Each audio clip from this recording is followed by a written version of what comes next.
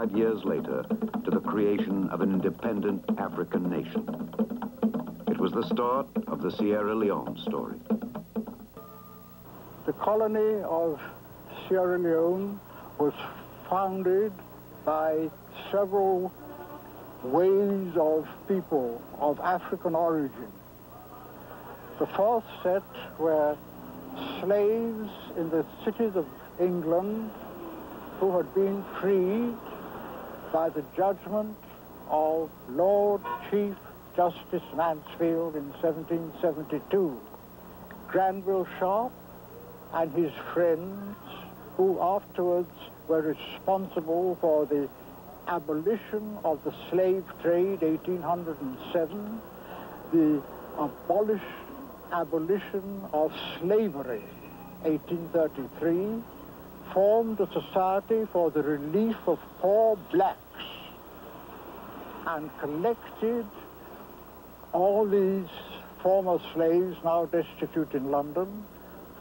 Some had been servants from the West Indies, not farm servants, but the house servants they were, and some were ex-soldiers from British regiments. They collected them to the number of about 411, and with the help of the British Navy, transported them to the Sierra Leone River. There was no Freetown in those days, and the land was bought from the Timini King and given over to the English government for the use of these poor blacks who had just come from Britain. About 8 years later, there was a war in Jamaica called the Maroon War, and at the end of that war, the Maroons were captured and transported to Nova Scotia. And again, these Maroons from the West Indies were brought to Sierra Leone. And Sierra Leone then had two communities: the settlers, mostly from America, southern states, and the Maroons from the West Indies. In 1807, slave trade was abolished, and the British fleet had the task of intercepting ships taking slaves from Africa to the West Indies and America. These slaves and ships were landed in Freetown and legally and formally set free, and the ships destroyed. On April 27, 1961, a new nation was born. Its name, Sierra Leone. A former British colony and protectorate with its more than 2.5 million people, it is a land of contrasts, of isolated huts and air-conditioned hotels, a vast savanna. Among the first foreign representatives to arrive in Sierra Leone was Prime Minister Balewa of Nigeria and members of his government. Dr. Smart, who had once taught in Nigeria, spotted an old friend of his among the delegates.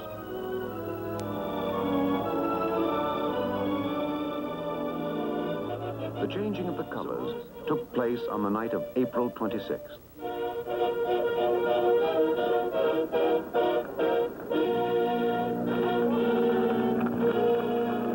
At exactly 11:58½, the light on the British flag was turned on, and the green, white, and blue flag of an independent Sierra Leone unfurled for the first time.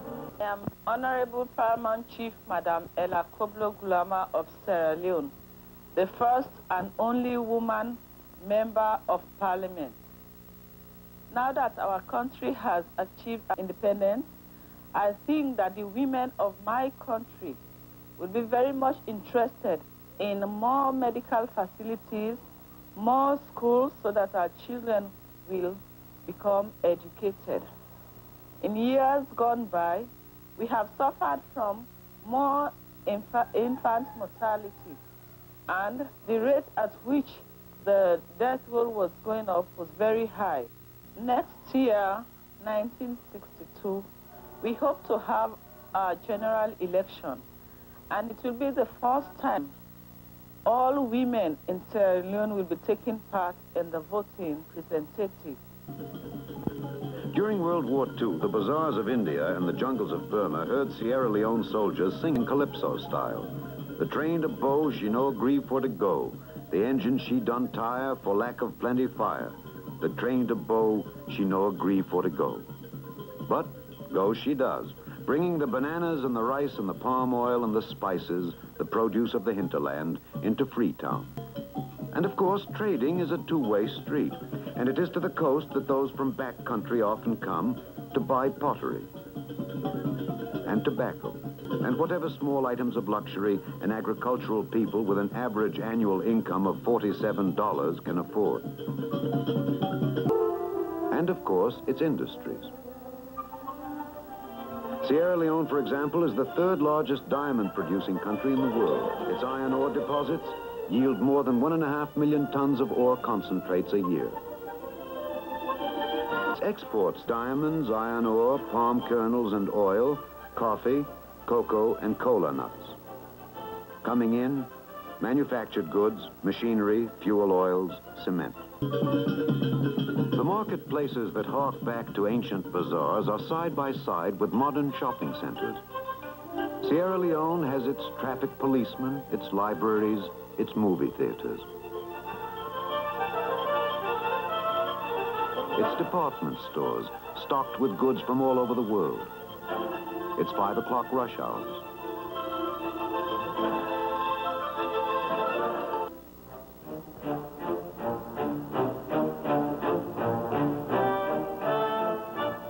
More aware of the challenge of freedom than any outsiders, simply because the challenge is put to them, Sierra Leoneans have started to expand their 3,000 miles of roads, using equipment as up-to-date as found anywhere. Sierra Leone is a land where Christian, pagan, and Muslim live side by side. This church was built by Americans. The congregation belongs to the Timni tribe.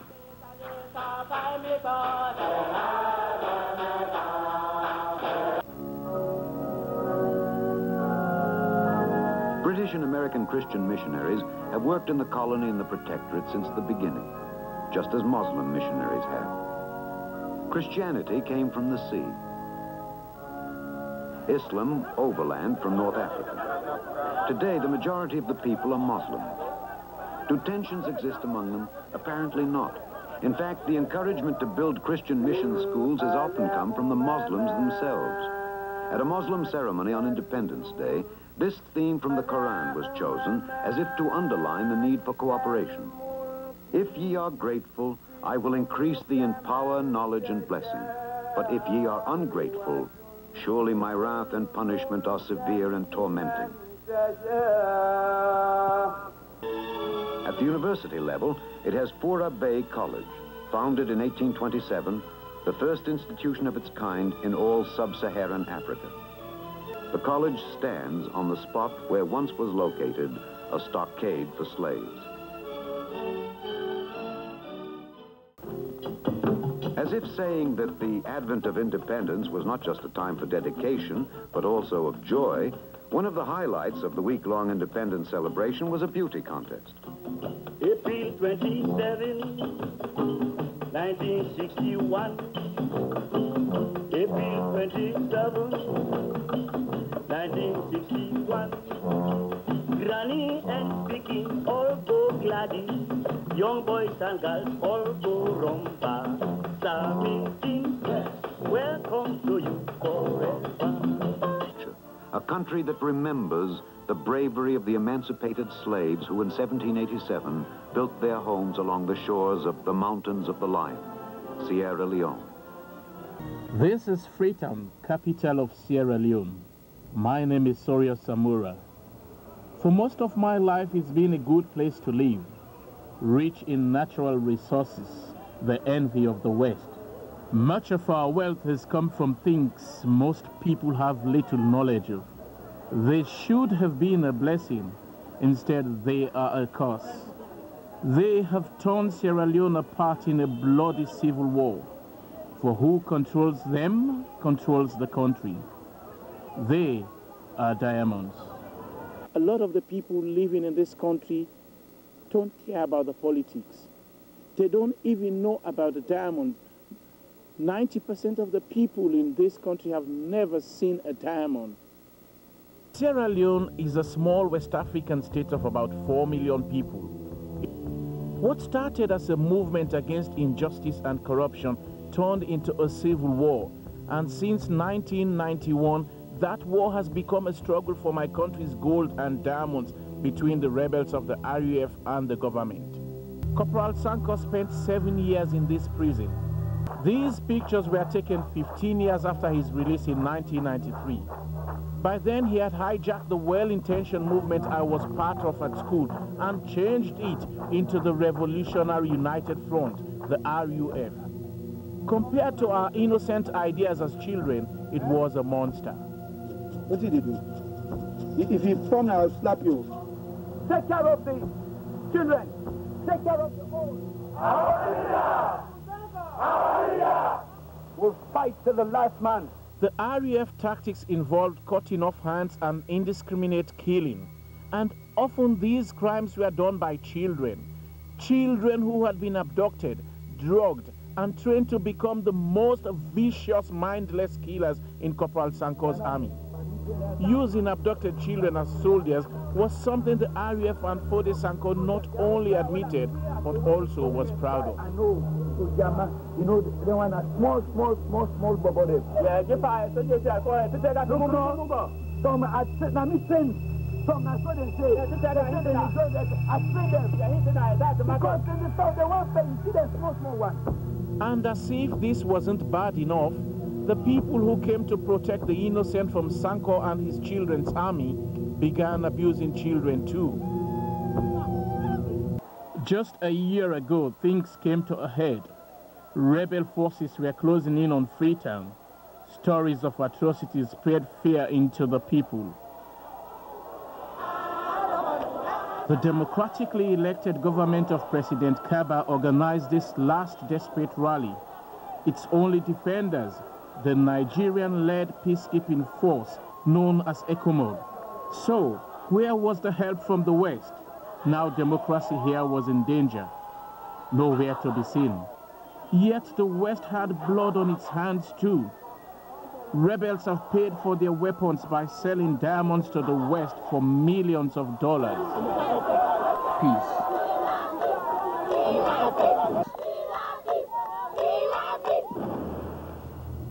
The rebels now control most of the city except for the very west of Freetown, still held by ECOMOG forces.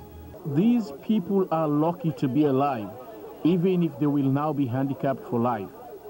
The rebels began chopping hands off during the Democratic election campaign in 1996. The election slogan was, "The future is in your hands." So the rebels chopped the hands off anyone they could find to stop them from voting. Worse, they appointed children to be the ones who used the axe. It was too dangerous for the international press, killing, shooting, and burning everything around them. Now the ECOMOG forces were fighting back, trying to regain ground. Civilians were caught in the crossfire. A lone rebel sniper brought the forces under fire. The civilians huddled together for protection, whilst they tried to locate the gunman. As a cameraman, I have witnessed a terrible war where children were both the victims and the abusers. Thousands were abducted by Fode Sanko and his rebel army. These children became the rebels' most efficient killers, and for most of the last 10 years, bands of them have terrorized my country. The rebels even had a name for them, SBUs, Small Boy Units. So now I have to try to understand how and why so many of them were driven to kill. Arms to the people, power to the people, and wealth to the people. After 10 years of civil war, there is now peace in Sierra Leone supported by the United Nations. But 2/3 of the country is still controlled by the rebels of the Revolutionary United Front. As part of the peace agreement, Nearly 7,000 child soldiers have been freed by the RUF and, with the help of special charities, reunited with their parents. No one knows how many remain to be released. I have come back to Freetown. It is here that Corporal Sanko returned in 1999 as the victor. When the man responsible for the abuse of Sasko, Tamba, Mariama and thousands of other children returned, he arrived not as a rebel, but as chairman of our minerals and mines, and with the status of a vice president. At peace talks, his military successes had been transformed into government posts for him and 4 other RUF officials. But Sanko's privileges did not last for long. In May 2000, Sanko's bodyguards opened fire on a demonstration and killed 15 protesters.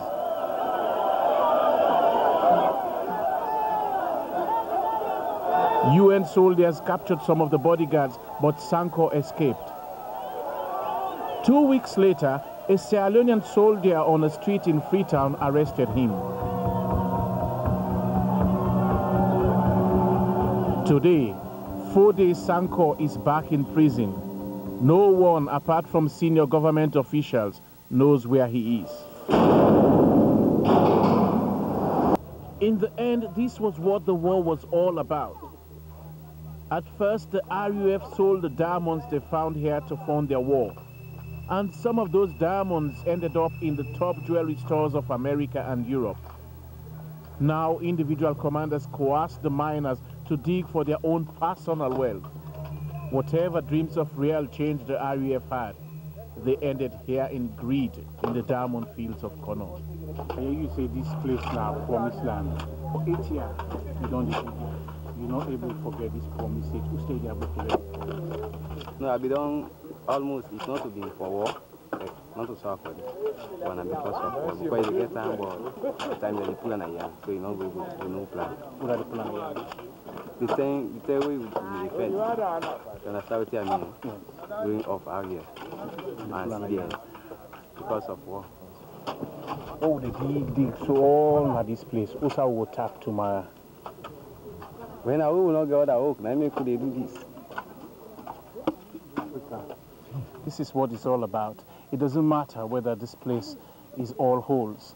I mean, it's just that there is no education, and if there is no education, what else is left for him except to dig? And the question is, what future are these young people digging for themselves? What future are they digging for the people of Kono and the people of Sierra Leone? A fragile peace agreement has been negotiated for Sierra Leone, and the people here are trying to recover as best they can, despite the memories of death, amputations, and the abduction of their children.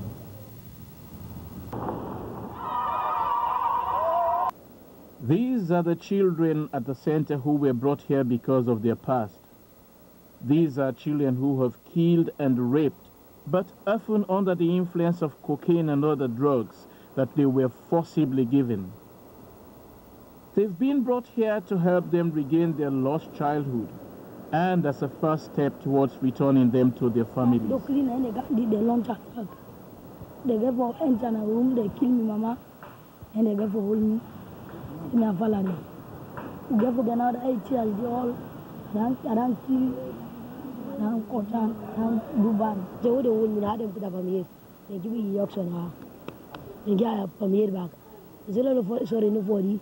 They say this time, no, sorry, for nobody. Then begin fetch in a chair, and begin giving one, we begin coaching now, we begin kill now. Well, I know for the not to fault, and I may not blame me for that. I know for not to fault. I don't know. Where the mark? Let me see the mark, but show me the mark. Wait till you guys see the mark. Because people put their heart in the I will capture me for some papayas. I can go. So I can go now. I go give me drugs. So I give me drugs now. I kill now. I kill people there. I'm not going to most people I don't kill. I let fire go. I'm not going to most people I don't go kill. So I and the cotton plant, tea, cotton. I believe do not talk to me. Now if I not be doing, they forking me. So what do you want now, let this country and the outside world do for change now? One walk by letting help people school business. What you don't do, now let Papa go sorry for me. What you don't do.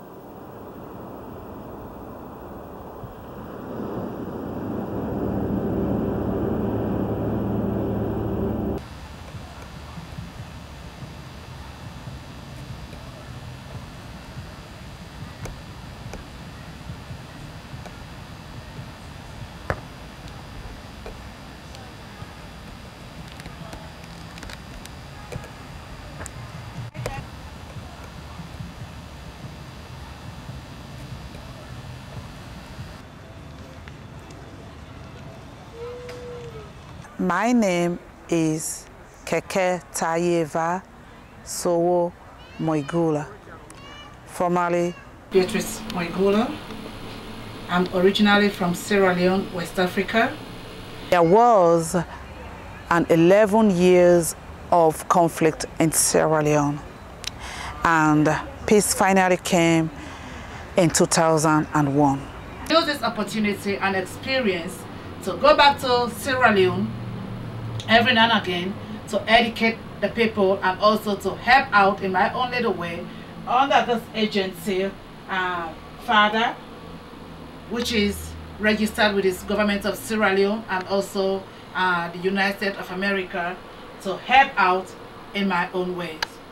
I am the Director General of YEHNIVA project in Sierra Leone, which is for the empowerment and advancement of women and children in Sierra Leone. Yehniva means in honor of mothers in the Mende language. I have undertaken to do this project for the betterment of women in Sierra Leone. I have adopted about 5 villages in Sierra Leone, and if you could see in the video, I brought these villages together and entertained them, and we performed so many ceremonies. For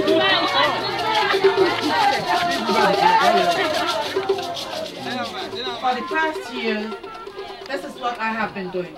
I have been collecting stuff from colleagues.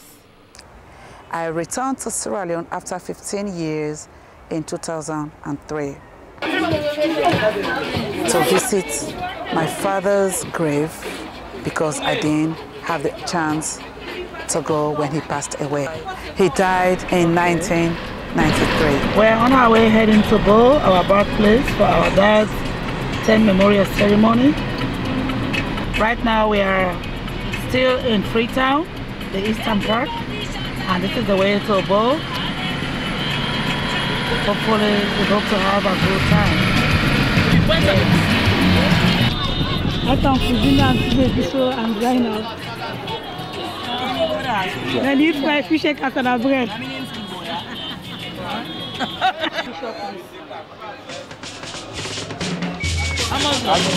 you can see, the spot for the frying.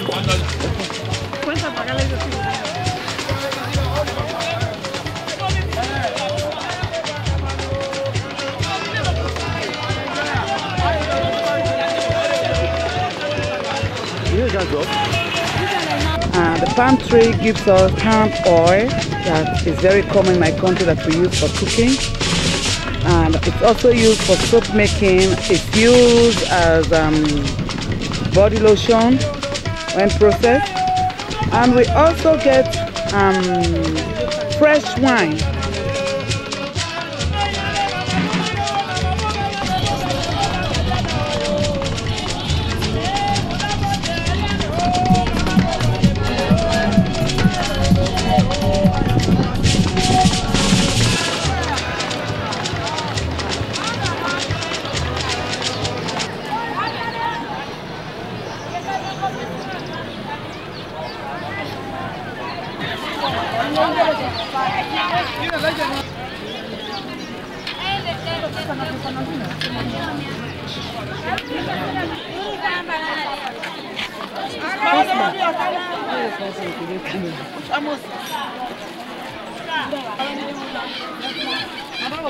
Reach Namamba Junction. And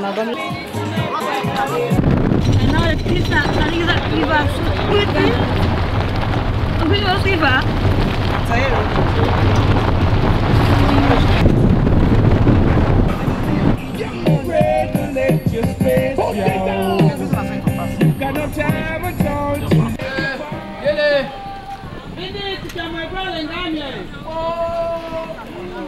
Yes, boss. My late father's grave and to have a reconstruction of his grave.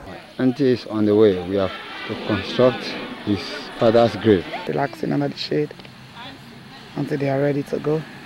The secondary school here for boys, Christ the King's College. I'm having the opportunity to do this because the cemetery is just by the school.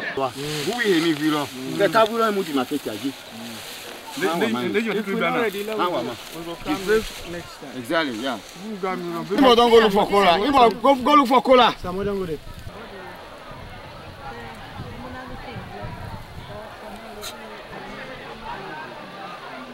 Which was my mother told you was fine. You said can't talk.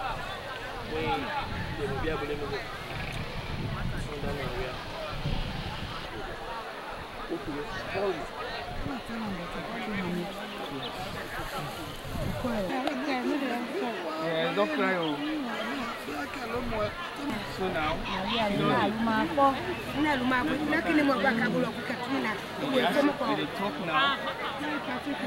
if really, which we don't perform now, yeah, we don't breathe.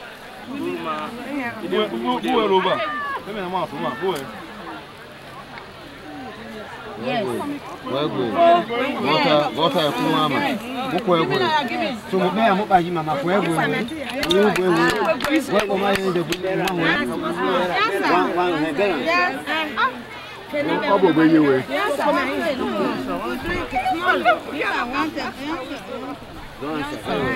I say what's happening now.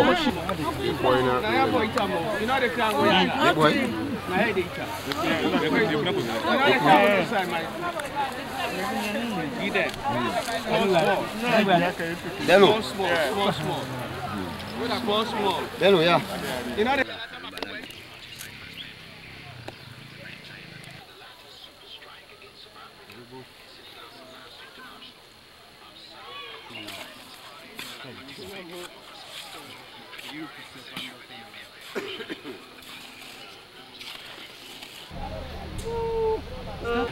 The tomb is nearly done. We have a little bit more for the finishing to do. Hopefully by tomorrow everything would have been.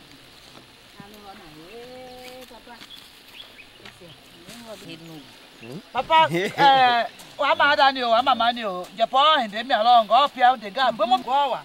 Me am along, come out on you, go. I had a Kenya Bobama. Go, got me.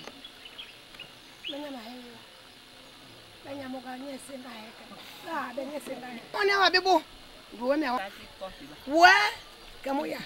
Move your law box with women, the rolling matter, you marry Jenna. Move it. Where now? Wale, Yama.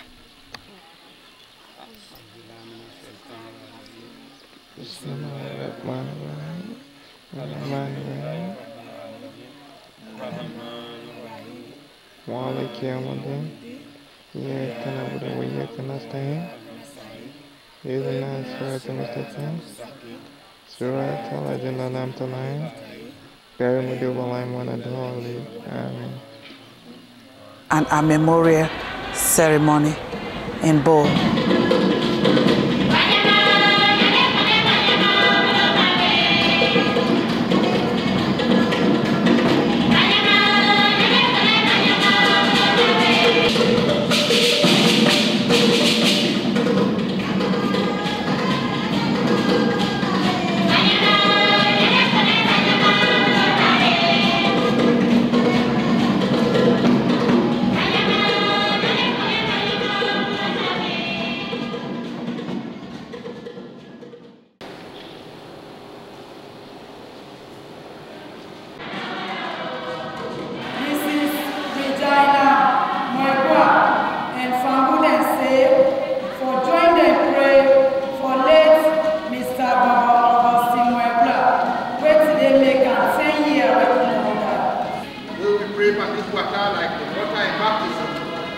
God will help you forgive forgiveness of sin. Anybody also gets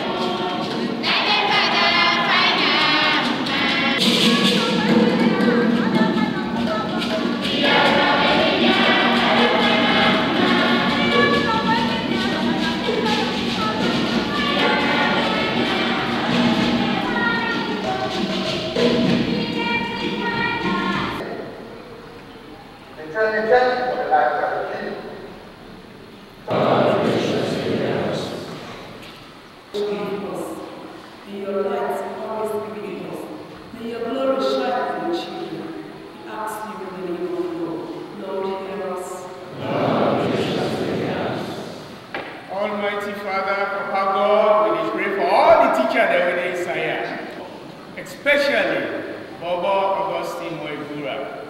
Papa God, they want to do that, open way for them and make them live with you in your heavenly kingdom.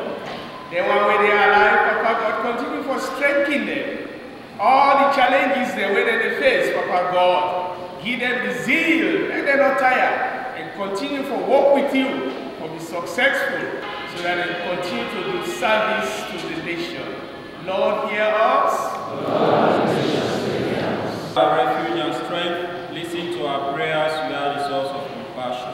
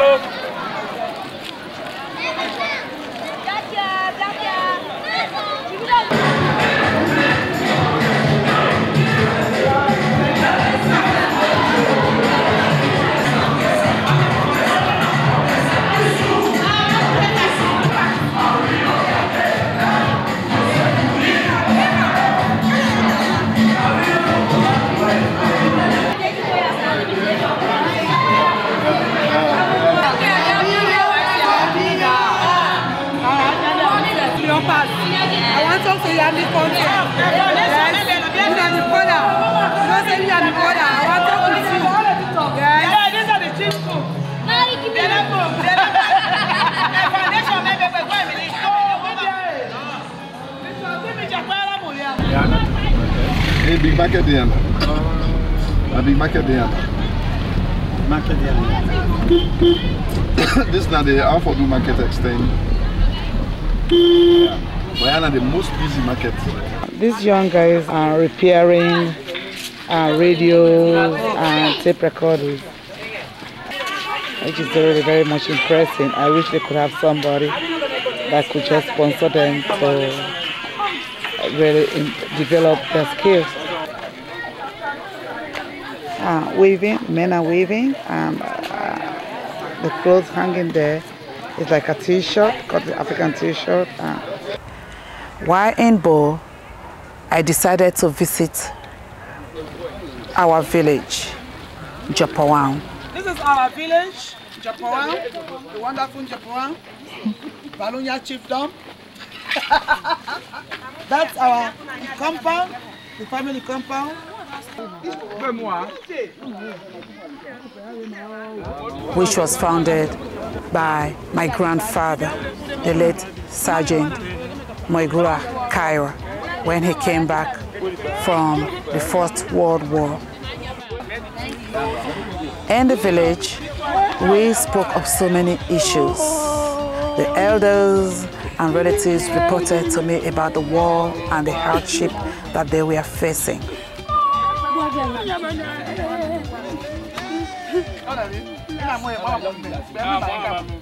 Because he will meet up now this in the Crown Hospital, so we try for them this now this way like a sick person from this village for come and the other village side of the hospital without another transportation system.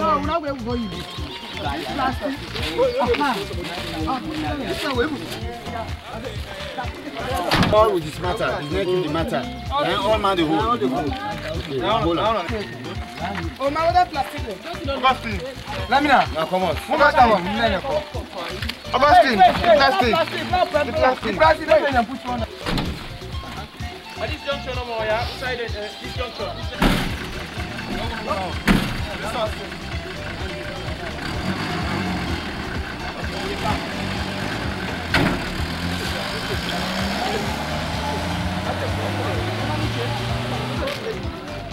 I visited relatives.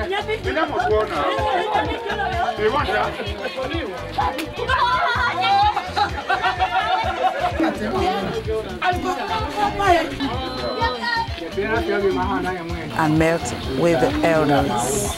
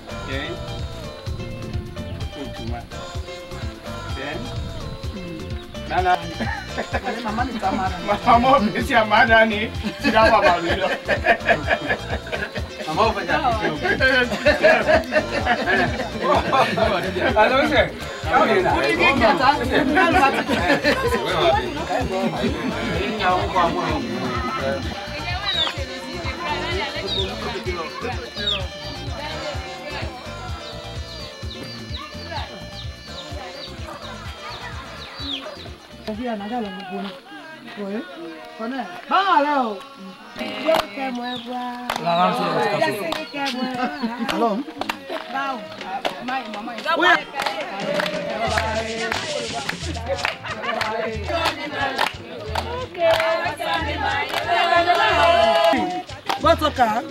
Kaka yeti ma salon. Ti atutu me. Munya lwe. Ya. Na dugu batia. You don't. Game over. Now you are. You play anybody back. Kaka we aquí. Kenya nyambo mfelo. Nyambo mfelo. Oh, the water, the Bamara, also go with the money.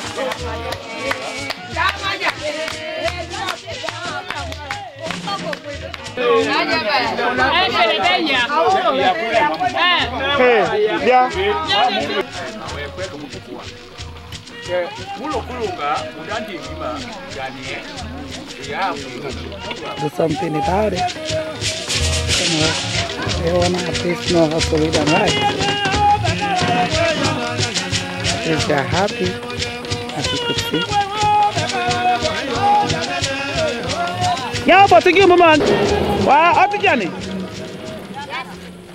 When I came back to the United States, I brought back so many images in my mind and also so many emotions. The strength and the spiritual well-being of my people inspired me to adopt not only my village, but the neighboring 4 villages. In all, I adopted 5 villages. These villages are Japowan, Jalion, Gima, Pelewan, and Gima. And in 2005, through the help of so many friends, co-workers, relatives, and well-wishers, I was able to come up with some money. And I added on that, and I was able to send this money to the coordinators of YEHNIVA in Sierra Leone to present to the women in the 5 villages. In the villages, the women coordinator, Miss Augusta Moigula, asked the women what they wanted to do with this money. The money was meant for microcredit, economical development. The women told her that they wanna do farming, and to start with farming, they wanted to grow root crops like cassava and peanut, which they call over there groundnut. In some other villages, the women said they wanted to do animal farming, like goats and sheep, and also local poultry, raising chicken. And with the sales of their products, they will be able to raise funds for themselves. So I'm here today to say a very big thank you to each one of you that have contributed one way or the other, and also who are thinking of doing something towards this vision. Yehniiva needs every help possible. Farming or agriculture is very important in Africa. But farming is not an easy job. After harvest, walking 10-15 miles to take the products to bigger cities for sale. So ladies and gentlemen, I am here again to say a very big thank you and to continue to appeal to you for support in whatever way possible, in kind, in material, like transportation or whatever, because Sierra Leone doesn't have anything. The little we had then was all destroyed or taken away by rebels. So ladies and gentlemen, please join me and all the well-wishers and friends of Yehniiva to make Sierra Leone a better place. Let's use the 5 villages as models to prove that if opportunity is given to anybody, definitely expectations will be raised. Please, ladies and gentlemen, as we live here today, let's don't forget that we all belong to one another. Please help Sierra Leone, help Africa. There are 54 countries in Africa, and if each one of you try to adopt one country in Africa, and whatever little you can afford could go a long way. Many people could live on only $1 a day, and that $1 a day, many people cannot even afford. So please, take this to heart and join Yehniiva in making Sierra Leone a better place. Thank you very much.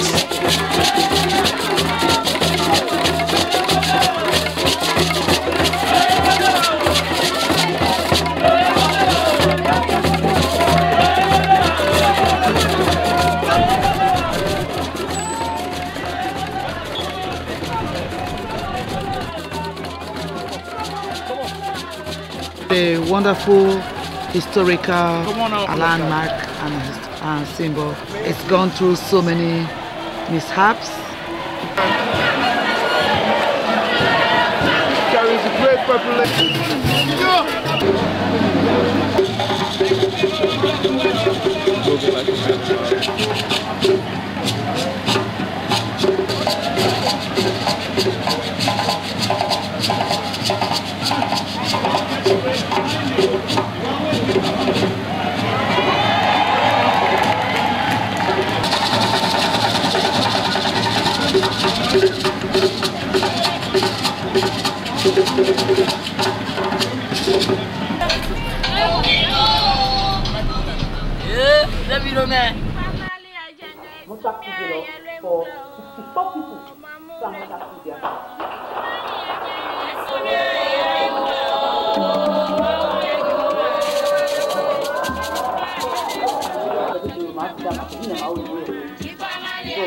Voilà.